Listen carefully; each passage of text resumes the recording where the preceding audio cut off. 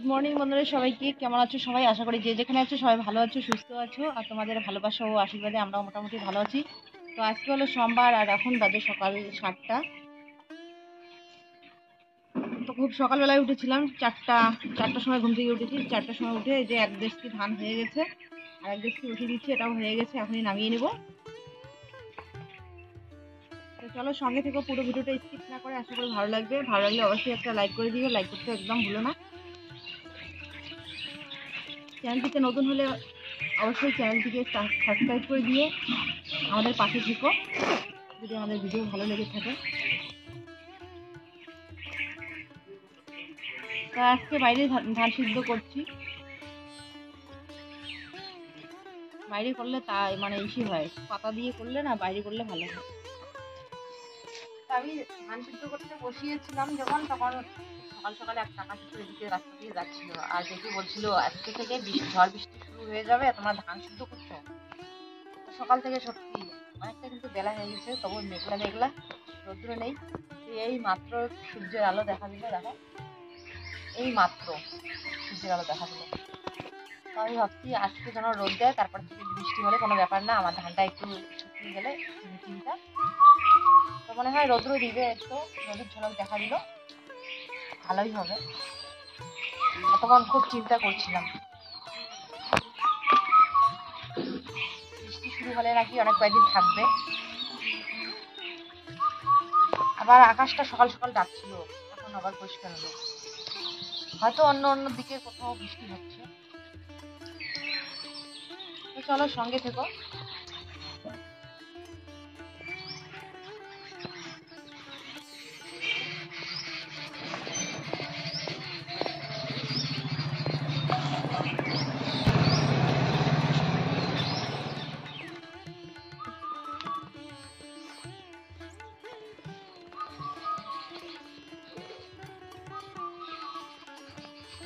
Good morning সবাইকে। তোমরা সবাই কেমন আছো? আশা করি ভালো আছো।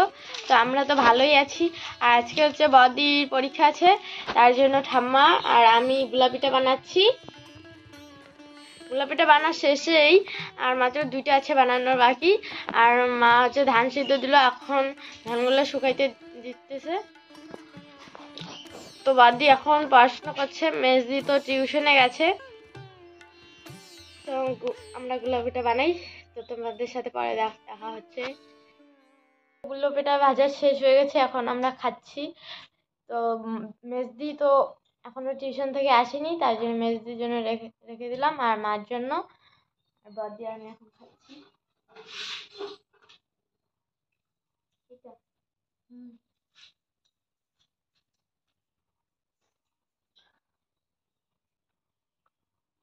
দারুণ হয়েছে, দারুণ হয়েছে সত্যি।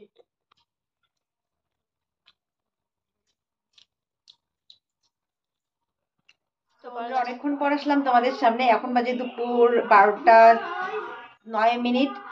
তো সকালবেলা থেকে যে একটু কাজে ব্যস্ত ছিলাম, তো এখনো আমার খাওয়া দাওয়া হয়নি। আসলে ধান সিদ্ধ করেছিলাম, তো ধান সিদ্ধ করার পর ধানগুলো উঠে এর মধ্যে আমি দিয়ে দিয়েছি, শুকাতে দিয়েছি। সেরকম রৌদ্র নেই, এই যে একটু রৌদ্র উঠে আবার মেঘলা করে, এরকম অবস্থা আর কি, ভালো রৌদ্র নেই। আর একটু বাইরের ওইদিকে কাজ করছিলাম, রান্নাঘরের ওইদিকে। এই যে সেদিন গাছ কাটছিল, তো পাতাগুলো শুকিয়ে গেছে।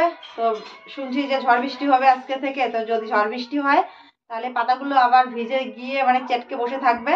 তো সেই জন্য পাতাগুলো এখন শুকিয়ে গেছে, ওগুলো জড়ো করে জ্বালিয়ে দিলাম। এবার রান্নাঘরে মানে এইদিকে আমাদের এই থাকার মানে এই ঘরটার পুরানা চাটিগুলো যে ছিল, টিনের চাটিগুলো, তো ওগুলা ওইদিকে খুলে খুলে রেখে দিয়েছিল। তো ওইখান থেকে এই যে যার যখন প্রয়োজন হয় নিয়ে যায়, না বলে। তো সেজন্য বাড়িতে ওগুলো নিয়ে আসলাম, আর এদিকটা একটু পরিষ্কার করলাম। তো পাতা টাতা জ্বালিয়ে দেওয়ার পর বারবার করে ধান কাটা দেওয়া হচ্ছে, কিছু জামা কাপড় ধুয়ে দিলাম। আর এইমাত্র সেজন্য স্নানটা করে নিলাম। তো এতক্ষণ কাজের মানে ইসেতে চাপে খিদেও লাগেনি, তো এখন স্নান করার পর কিন্তু খিদে লাগছে। তো যাই হোক, এখন আমি খাবো।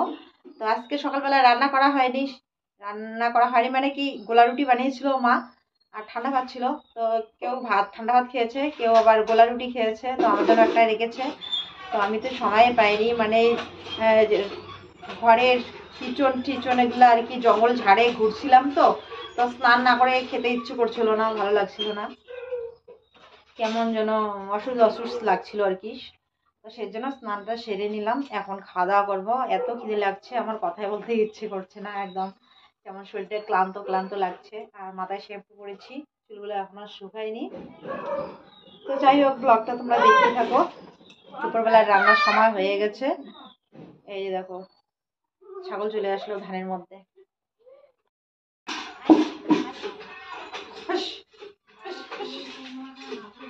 আমাদের টেবরি এখানে আর একটা ধান খাচ্ছে।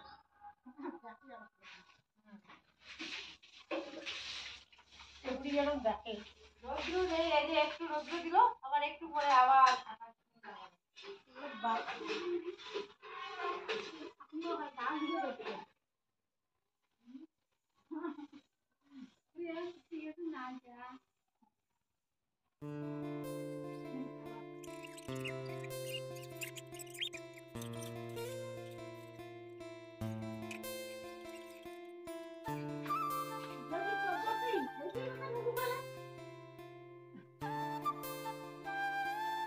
এই যে আমার গোলা রুটি।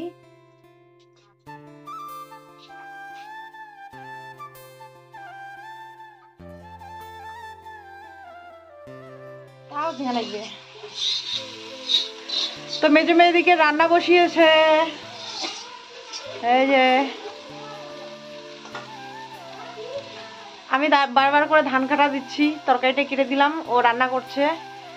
বেগুন আলুর তরকারি রান্না করছে, জালটা একটু কমিয়ে দাও মাগো, পেকে যাবে। আর পাপড় ভাজা করছে। পাপড় ভাজা করা হয়ে গেছে মাগো?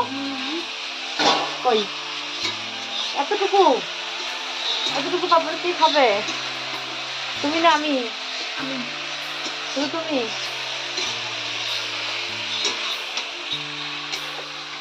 তো তোমরা অনেকেই কমেন্ট করে বলছো রান্না বান্নাগুলো আমার ভালো করে একটু শেয়ার করতে।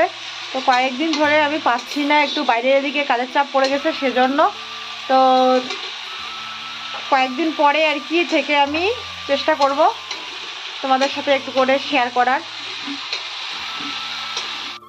এই যে তুলতে নাও, তুলের মধ্যে বসে বসে রান্না করো, নাহলে কোমরে ব্যথা ধরবে। নতুন তুলটা নিয়ে আসছি, তুলের মধ্যে বসে বসে রান্না করবে।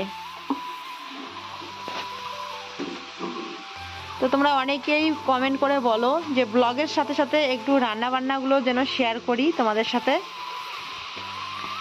তো আসলে কয়েকদিন ধরে আমি বাইরের এদিকে একটু কাজ করছি, তো সেজন্য না। মাগো আকাশ জলটা বাড়ি দাও আগে, নাহলে ওই উনুনের মধ্যে নিবে রাখো। তো সেজন্য শেয়ার করতে পারছি না। আর কড়াইটির অবস্থা অনেকটা খারাপ হয়ে গেছে, ডেস্কের গালাটা মুছে নিতে হবে, ছাইয়ের লেপ দিয়েছে, তো সেজন্য কালো হয়ে গেছে।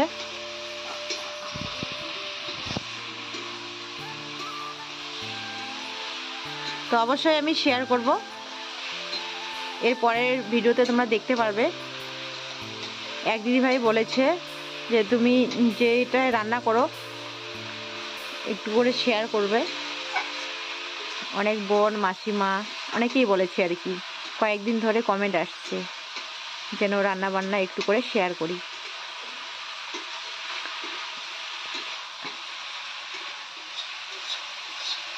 তো চলো, আজকে আর সেরকম করে শেয়ার করছি না, কারণ আমার একটু বাইরে কাজ আছে আজকে।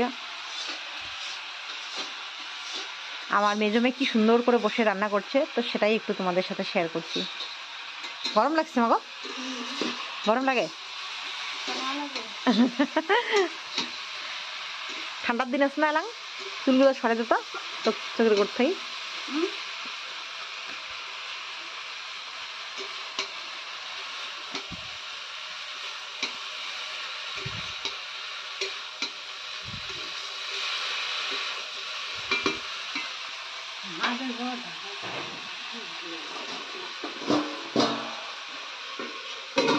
গরমে লাল কাল হয়ে যাচ্ছে বেচারি। তো আমি বললাম যে তরকারিটা তাহলে আমি রান্না করি, বলছে না না তরকারিটা ও রান্না করবে। মাথা ঘুরে দিচ্ছে, খিদে লাগছে? খিদে লাগছে তো, সকালবেলায় গোলা রুটি খাওয়া হয়েছে না, আর এদিকে দেখো যে হিয়ার বাবা বাড়ি চলে এসছে আজকে সকালবেলায়।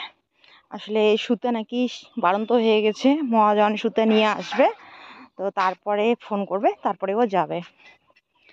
তো ও বলছে যে এখানে কেন বেকার বসে থাকি, তো বাড়িতে থেকে আবার ঘুরে আসি, তো সেজন্য আজকে সকালবেলায় আসছিল। মেজো মেয়ে রান্না করলো ভাত, বেগুন আলুর তরকারি, আর আমি রান্না করলাম এখন ডাল আর পাঁপড় ভাজা করেছে মেজো মেয়ে।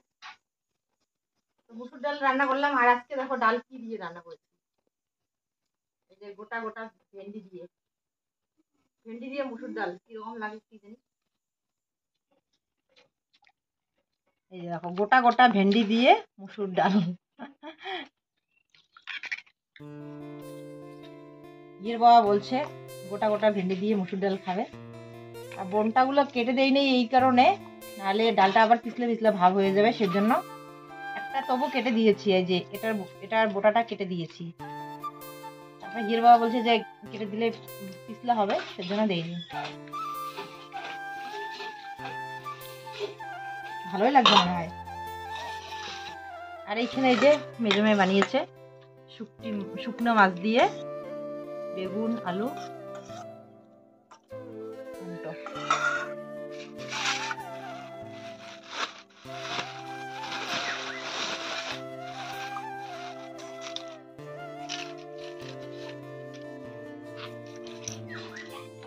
ছোট মেয়ের খাওয়া হয়ে গেছে, ওর ঠাকুর দাদার সাথে খাওয়া দাওয়া করেছে।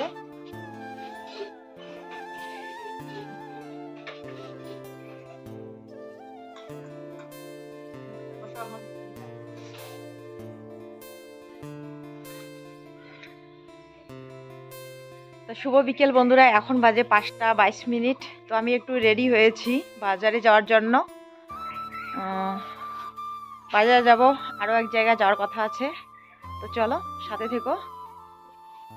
গেলাম ঠাম্মা আছে নিয়ে গেছে। তো বড় মেয়ে আর মা আজকে ঘুমিয়েছে। তো হিয়ের বাবাও যাবে বলছে, ও গেল একটু জমির ওইদিকে, জমিতে জল আছে কি নেই তো সেটা লক্ষ্য করার জন্য। তাতে আমি যাই এখন। তো যাব বাজারে একটু। তো প্রথমেতে ব্যাংকে আসলাম, ব্যাংকে এসে দেখি এত ভিড়, একদম অনেক বড় একটা লাইন দাঁড়িয়েছে। তো এই লাইনের মধ্যে থেকে টাকা তুললে অনেক সময় লাগবে, মানে রাত্রি হয়ে যাবে আর কি। তো তাহলে আমার বাজার যাওয়া আর হবে না, তো সেই জন্য এখানে অনলাইনের দোকান থেকে আমি টাকা তুলে নিলাম। এবার যাচ্ছি বাজার, মানে বাজারে চলেই আসছি।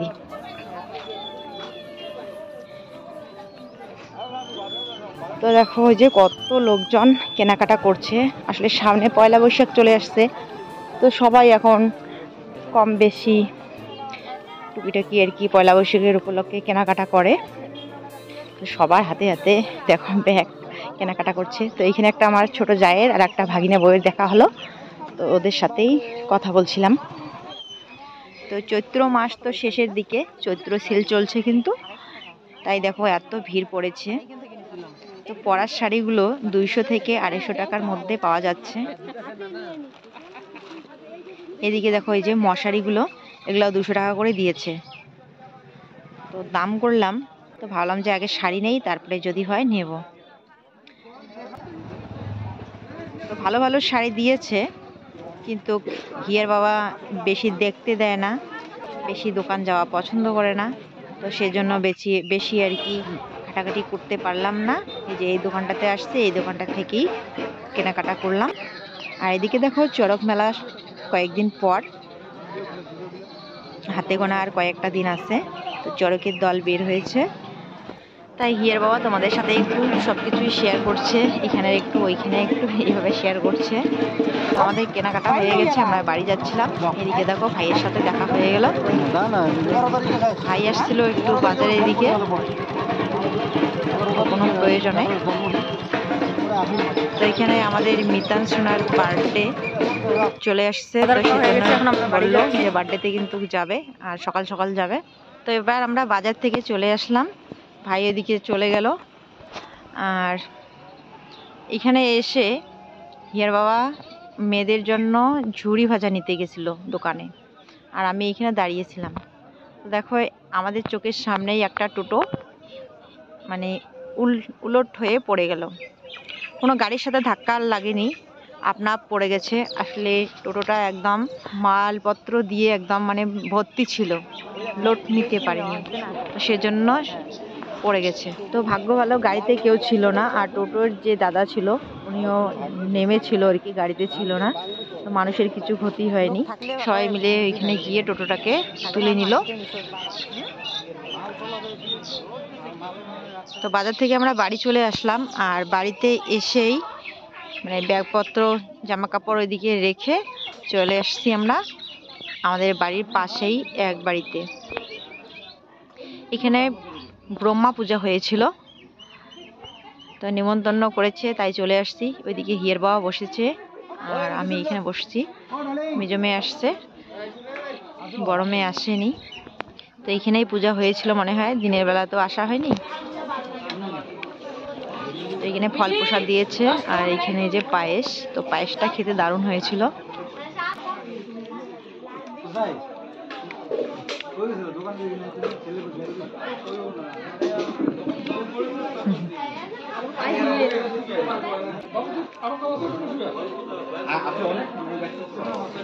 তো চলো, খিচুড়ি প্রসাদ নিয়ে আসছে, আমার তো আর তর্স হচ্ছে না, আমার প্রিয় খিচুড়ি প্রসাদ।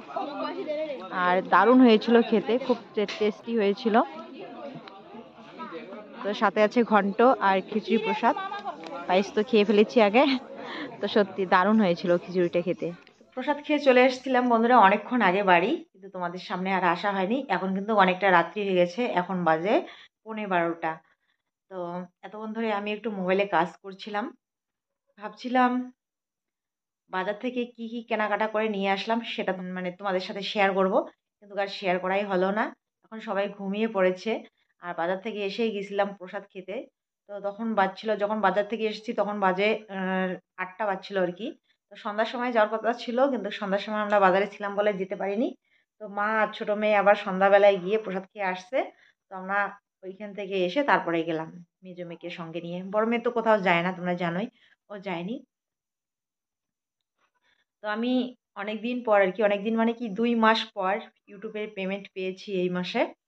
তো আসলে জানুয়ারি মাসে আমার $100 পূর্ণ হয়নি, তো ফেব্রুয়ারি মাসে পূর্ণ হয়েছে। মানে 2 মাস মিলিয়ে, জানুয়ারি আর ফেব্রুয়ারি 2 মাস মিলিয়ে আমার এই মার্চ মাসে ইউটিউবের পেমেন্ট পেয়েছি। তো কত টাকা পেয়েছি, তো এক বোন কমেন্ট করে বলেছিল যে আমি ইউটিউবে এখন কতদিন পর কত টাকা পাই সেটা জানতে চেয়েছিল।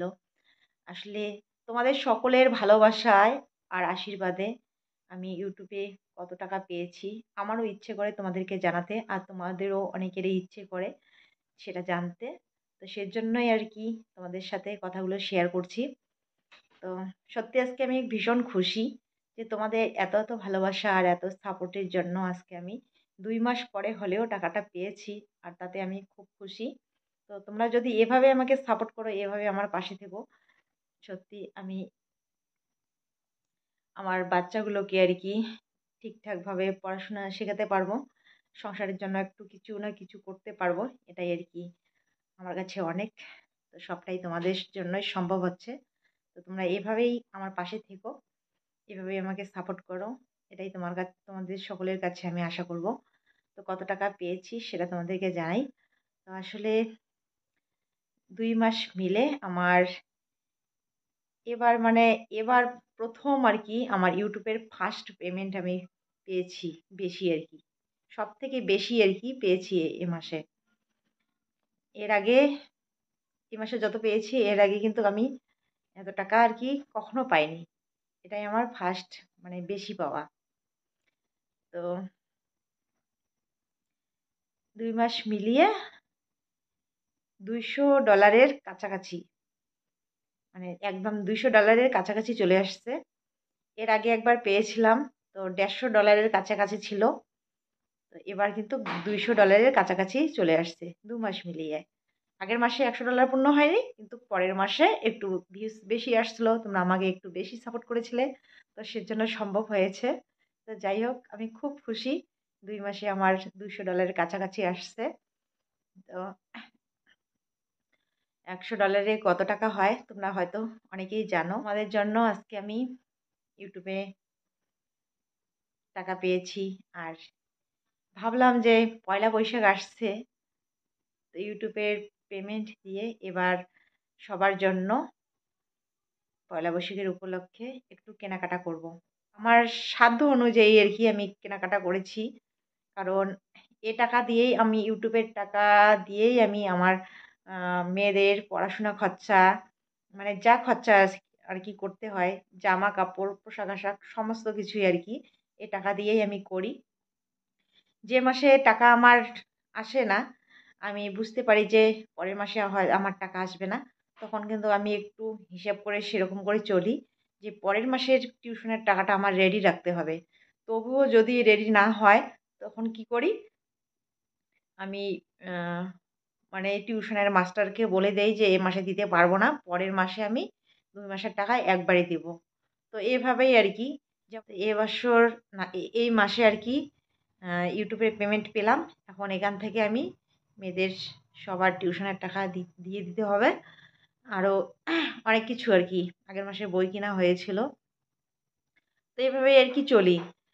যে মাসে টাকা কম থাকে বা দেখি যে এই মাসে আমার আসবে না টাকা, তার আগের মাসে আমি সেরকম করে হিসাব করে রাখি যে সেটা যেন ওই টাকা দিয়ে আমি মানে ক্লিয়ার করতে পারি, দিনগুলো চালিয়ে নিয়ে যেতে পারি। সেরকম করেই আমি চলার চেষ্টা করি। তো যাই হোক, এই টাকাটা আমার অনেক কাজে লাগবে। কোথায় কত টাকা লাগবে না লাগবে সবটা হিসাব করে করে রেখেছি যে ওইখানে ওইখানে অত অত টাকা দিতে লাগবে। আর সেই হিসাবে আর কি আমার সাধ্য অনুযায়ী আমি সবার জন্য আর কি আমার পরিবারের সবার জন্য আমার সাধ্য অনুযায়ী একটু কেনাকাটা করেছি। কালকে তোমাদের সাথে সেটা শেয়ার করব, আজকে আর সম্ভব হলো না। তো আমার খুশিতে আমি জানি তোমরা অনেক খুশি হবে। তো তোমাদের ভালোবাসা পেয়ে সত্যি আমি ভীষণ খুশি। তো চলো, আর বক বক না করে অনেকটা রাত্রি হয়ে গেছে। তো আজকে ভিডিওটা এখানেই শেষ করছি। কাল ফিরে আসছি আবার নতুন ব্লগ নিয়ে। ততক্ষণে তোমরা সবাই খুব ভালো থেকো, সুস্থ থেকো আর সাবধানে থেকো। শুভরাত্রি বন্ধুরা, অসংখ্য ধন্যবাদ তোমাদের সবাইকে। টাটা।